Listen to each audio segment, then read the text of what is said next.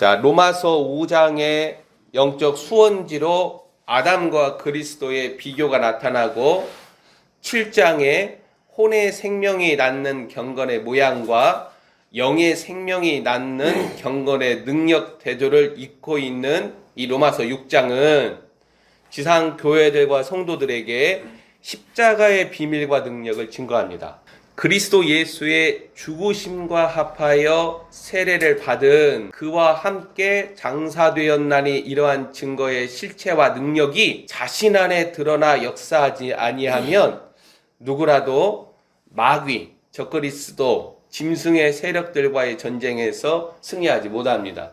준비된 그리스도의 신부들, 하나님의 군사들은 자신 안에 생명이라는 실체와 능력이 역사합니다. 지구적으로 총체적으로 발휘되는 짐승의 권세와 파괴를 능히 견뎌내고 이기는 인내와 믿음은 하나님이 마련하신 십자가라는 장례식에서 발출되는 경건의 능력입니다.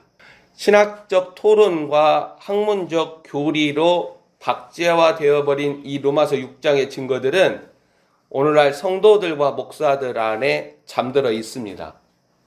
오늘날 지상 교회들과 성도들의 신앙의 자태는 본문 1절에서 사도 바울의 의구심찬 화법대로 은혜를 더하게 하려고 무슨 말이냐면 하나님의 용서와 사랑을 더 많이 반복적으로 경험하고자 죄에 거하는 죄 죽이기나 죄 이기기가 불가능한 영적 퇴행에 갇혀 있습니다.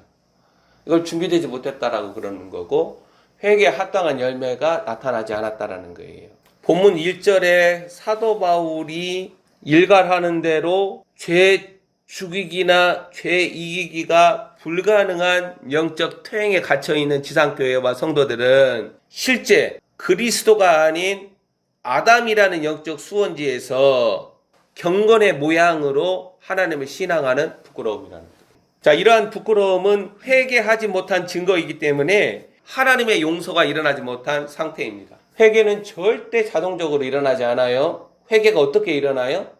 하나님의 고통과 슬픔이 나를 사로잡음으로 회개가 일어나요. 하나님의 생명이 나에게 임함으로 회개가 일어나요. 자, 본문 2절에서 사도 바울은 강한 어조로 엉터리 싸구려 은혜, 사랑, 용서 타령을 정죄하고 우리는 죄에 대해서 죽었다라고 증거합니다. 죄에 대해서 죽은 네가 어찌 그 가운데서 더 살려고 하느냐 그렇게 말하잖아요. 여전히 죄 가운데 거하려고 하는 자신의 모습을 사도 바울은 강하게 질책한다라는 거예요. 그리스도라는 하나님의 생명을 지닌 자들은 죄 가운데 더 이상 살 수 없는 존재라고 사도 바울은 강조합니다. 이는 내가 죄에 대해서 죽어야 하나님을 신앙하는 자들 안에 하나님의 생명이 비로소 드러나기 때문에 그러는 거예요. 육신의 생명으로 살아가는 자는 12절에 나타난 대로 죄가 육신의 생명을 타고 우리 안에 역사하는 거예요. 육신의 생명으로 살아가지 아니하고 하나님의 생명으로 살아가는 자들은 그는 죄에 대해서 죽었다라는 거예요. 육신의 생명으로 살아갈 때 죄가 우리를 몸의 소욕을 쫓아서 우리를 지배한다라는 거예요. 그게 영적인 현실이라는 거예요. 그러나 하나님의 생명으로 살아갈 때에 십자가에 나타난 영적인 능력이 육신의 생명을 타고 들어오는 죄의 소욕들을 죽인다라는 거예요. 자, 우리는 충분하게 6장에서 밝혀가는 사도 바울의 증거들을 내 자신이 실제 경험하도록 하나님께 기도하고 장시간 주님 앞에 머물러야 돼요. 이 6장에 사도 바울이 적어가고 있는 이 증거의 실체가 자신 안에 경험되지 아니하면 죄를 이기지 못해요. 어느 경우라도 십자가의 비밀과 능력은 도서나 강의나 설교를 동반한 지적 동의와 이해가 요구되는 작업이 아닙니다. 위로부터 나는 사건처럼 영의 실체로서 내 안에 살아나야 생명, 영이 낳는 경건의 능력으로 무장된다. 자신 안에 십자가의 비밀과 능력이라는 생명의 실체가 없다면 어느 상황에서라도 죄 죽이기나 이기기, 자신 안에 살아나는 아담의 증상들을 처리하는 일이 불가능합니다. 969년을 산다 하더라도 하나님 발 은혜, 사랑, 용서는 생명이 낳은 실체 증거들을 동반함으로 거룩하다라는 거예요. 1절에 은혜를 더하게 하려고 죄에 거하느냐? 이런 은혜는 없다라는 거예요. 2절에 죄에 대해서 죽은 자가 어찌 그 가운데 더 사는 그런 은혜나 그런 용서나 그런 사랑은 없다라는 거예요. 왜? 하나님으로부터 나오는 모든 것은 거룩해요. 성결해요. 성결과 죄악이, 거룩함과 더러움이 어떻게 함께 뒤섞여 있어요. 그래서 부정하다라고 말을 하는 거죠. 거룩하지 않은 것들에 하나님으로부터 나오는 것들을 끌어쓸 수가 없습니다. 사도 바울은 본문 3절 이하에서 그리스도가 십자가에서 죽으심, 장사 지냄을 믿는 자들, 다른 말로 그리스도의 죽으심과 장사 지냄에 연합한 자들 안에 죄에 대한 죽은 영적 실체를 배제시킨다라고 주장합니다. 내가 그리스도와 함께 연합했다. 그리스도와 함께 십자가에 못 박혔다. 그리스도와 함께 장사되었다. 뭐라는 거예요? 내 안에 죄에 대해서 죽은 영적 실체가 네 안에 있다라는 말이에요. 이걸 머리로 이해해서 목사님이 잘 설교를 해서 그렇군요. 이제 내가 믿습니다. 백날 무효이고 도루묵이에요. 그렇게 해서 내가 그리스도와 함께 세례를 받았다라고 내가 말하는 게 아니에요. 자, 제자들이 3년 반을 주님과 함께 동거동락하며 하나님의 능력과 예수님에게서 발출되는 온갖 신적 아우라를 경험을 해도 그들은 회심하지 말았다니까요. 사도행전 2장에서 비로소 그리스도라는 생명의 실체가 자신 안에 열어진 거예요. 그러니까 사람이 때려도 예수는 주다라고 말을 할 수 있는 것이고, 기꺼이 십자가에 달려가지고 순교하면서도 예수는 주라고 말할 수 있는 거예요. 이걸 준비하라는 거예요. 이걸 지금 지상교회들 성도들 정신 차리고. 왜? 시간이 다 찼으니까. 불같은 시험 속으로 들어간다니까요. 그리스도의 신부로 준비됨에 있어서 하나님은 어느 시험까지 끌어다 쓰시느냐? 사단을 통해서 시험하시는, 적그리스도를 통해서 그를 시험하시는 그 지경까지 그리스도의 신부들을 통하여서 하나님은 검증하세요. 그리스도의 신부들을. 때에는 휴거, 그리고 그런 것 없는 휴거. 성경은 지지하지 않아요. 하나님은 합당하지 아니하는 신부를 데려오지 아니할 뿐만 아니라 이기지 못한 그리스도의 신부를 자신의 보좌에 함께 앉히지 않으세요. 이 마지막 때는 내가 주님을 믿습니다. 그게 아니라 너는 나의 신부이고 너는 나의 신부가 아니다. 주님이 고르신다라는 거예요. 그래서 육신의 생명이 있는 동안에 자신의 정욕을 쫓아 자신을 위하여서 수많은 시간들을 사용할 것이 아니라 하나님 앞에 너의 시간을 바치라라는 거예요. 너의 에너지를 바치라라는 거예요. 네가 나를 찾지 않는데 내가 너를 찾을 이유가 없잖아요. 시편 91편에 나타난 대로 전능자의 그늘이 우리 할렐루야 영광교회를 덮고 우리 가족을 덮기까지 누군가는 나사렛 예수 그리스도처럼 순도 높은 순종을 바쳐야 한다라는 거예요.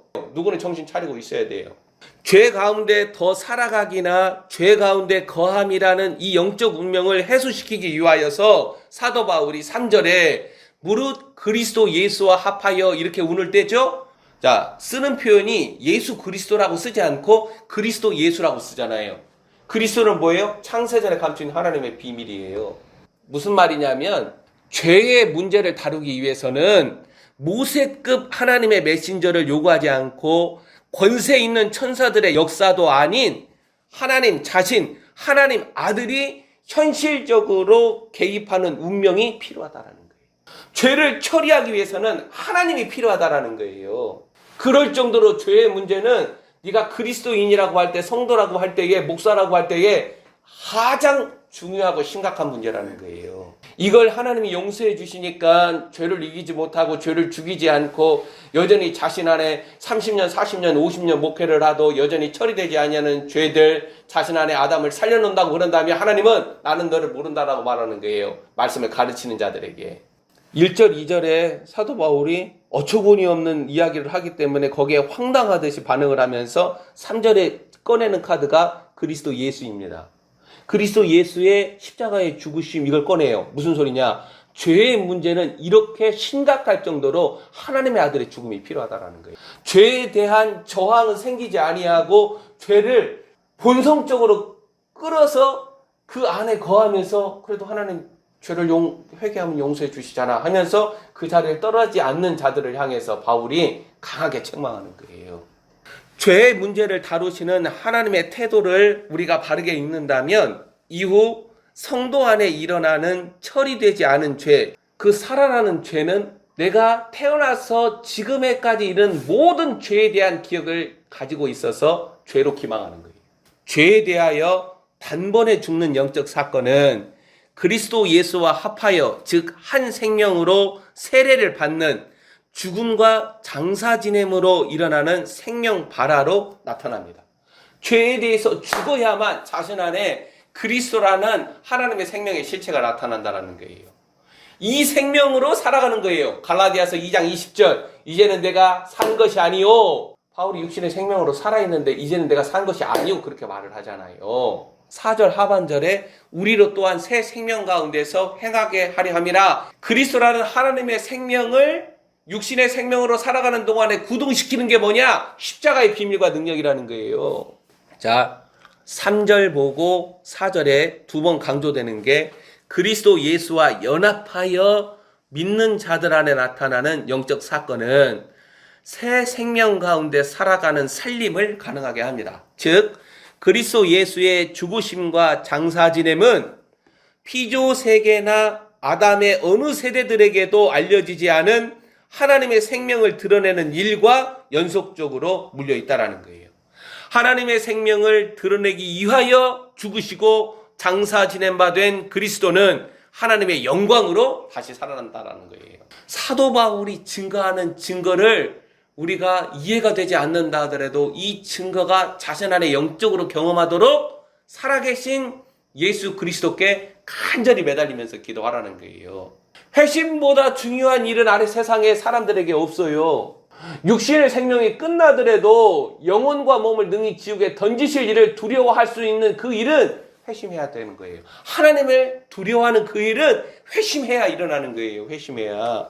자, 이러한 연속적인 영적 메커니즘에서 그리스도의 죽으심과 장사 진행과 연합한 자들이 죄 가운데 거함이나 죄 가운데 더 살아가기는 불가능하다라는 거예요.